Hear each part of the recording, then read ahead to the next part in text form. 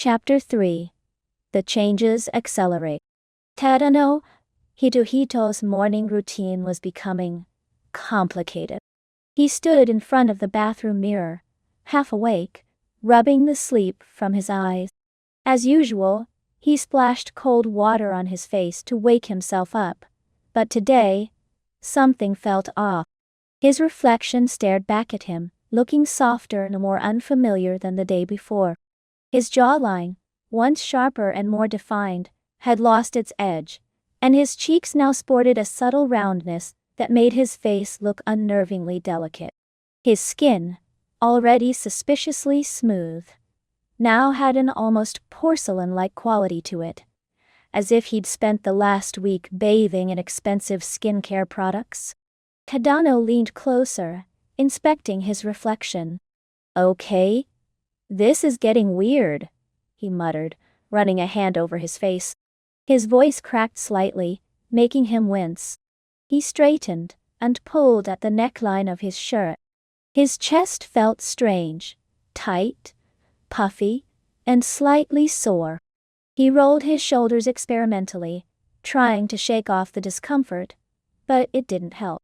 His fingers brushed over his chest absent-mindedly, and he froze when a sharp jolt of sensitivity shot through him.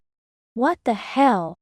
He pressed his hand against his chest again, more deliberately this time, and winced. His nipples were tender, almost painfully so, and the tissue around them felt thicker. Okay, nope, this is not normal. He yanked his shirt off and stared at his reflection again.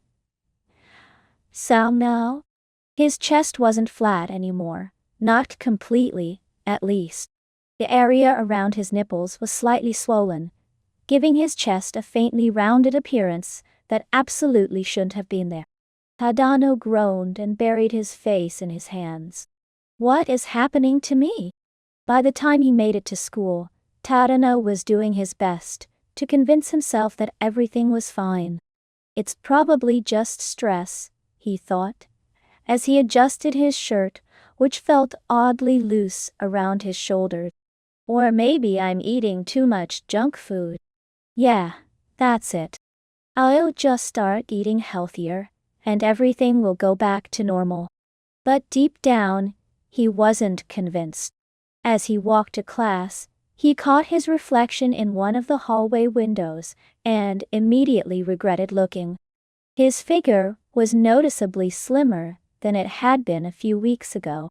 His broad shoulders had narrowed slightly, and his hips, were they getting wider?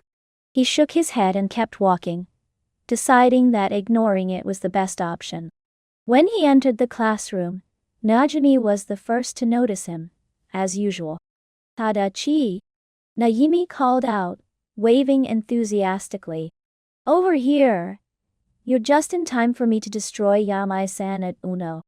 Tadano sighed and made his way over to his seat. He barely had time to sit down before Najimi squinted at him suspiciously. "Wait a second," they said, leaning closer and narrowing their eyes. "What now?"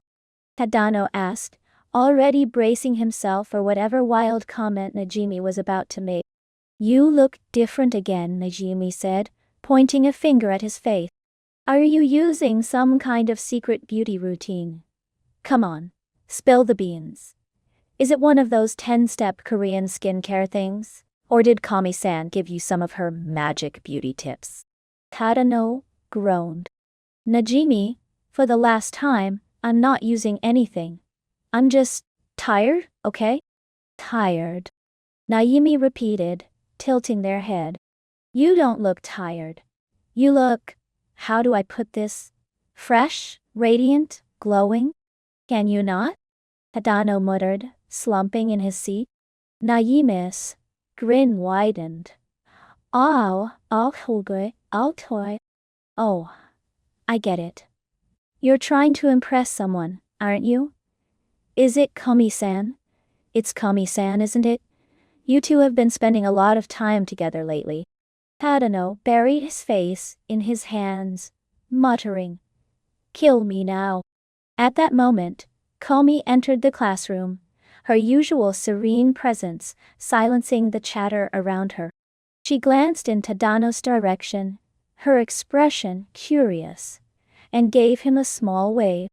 Tadano waved back awkwardly, trying to ignore Najime's knowing smirk. As Komi sat down at her desk, Tadano couldn't help but notice the way her classmates whispered and stole glances at her, as they always did. But then he realized something unsettling. A few of those glances were directed at him. "Why are people staring at me?" he whispered to Najimi. Naimi shrugged. "Oh, maybe they're just jealous of how fabulous you look." Tadano groaned again. The rest of the day passed in a blur, but Tadano couldn't shake the growing discomfort in his chest, or the unsettling sensation that his pants felt looser than they should have. By the time lunch rolled around, he was seriously questioning his sanity. He sat at the usual table with Komi, who had brought her neatly packed bento box as always. Tadano, on the other hand, had barely touched his food. "Tadano-kun," Komi's soft voice startled him out of his thought. He looked up to see her watching him with a concerned expression. She tilted her head slightly, as if to ask, "Are you okay?" "Oh, yeah, I'm fine," he said quickly. "Just not very hungry today." Komi frowned slightly, her eyes scanning his face. Then she reached for her notebook and began writing. "You look pale. Are you feeling sick?" Tadano hesitated. He wanted to brush it off, to tell her he was fine. But the look in her eyes made him pause. She wasn't just curious, she was genuinely worried. "I'm okay," he said after a moment. "Really? Just tired, that's all." Komi didn't look convinced, but she nodded and let the matter drop. That evening, Tadano stood in front of his mirror again, shirtless, staring at his reflection in disbelief. His chest had changed even more since that morning. The swelling around his nipples was more pronounced now, and the tissue felt firmer, almost like, "Nope, nope, nope, nope," he muttered, shaking his head. "This is not happening." He looked down at his waist, noticing how much leaner it had become. His stomach was flat, his hips had a faint curve to them, and his pants barely stayed up without a belt. And then there was that. He glanced down at his boxers, his face burning with embarrassment. His manhood, once a source of quiet pride, had shrunk. It was still there, but it seemed smaller, almost useless. "This is a nightmare," Tadano whispered, running a hand through his hair, which he realized was now brushing against his shoulders. He grabbed his phone and opened the camera app, flipping it to selfie mode. He stared at his face, hoping against hope that he was imagining things. But he wasn't. His face was almost indistinguishable from Komi's now. His features were soft, delicate, and undeniably feminine. His lips were fuller, his eyes larger, and even his eyebrows had thinned out slightly. Tadano groaned and flopped onto his bed, burying his face in a pillow. "This can't be happening," he muttered. "It's just stress. It has to be stress. Or maybe a really weird allergic reaction. Yeah, that's it. I'll go to the doctor tomorrow, and they'll fix this. Everything will be fine." But deep down, he knew there was no simple explanation for what was happening. And he had a sinking feeling that this was only the beginning.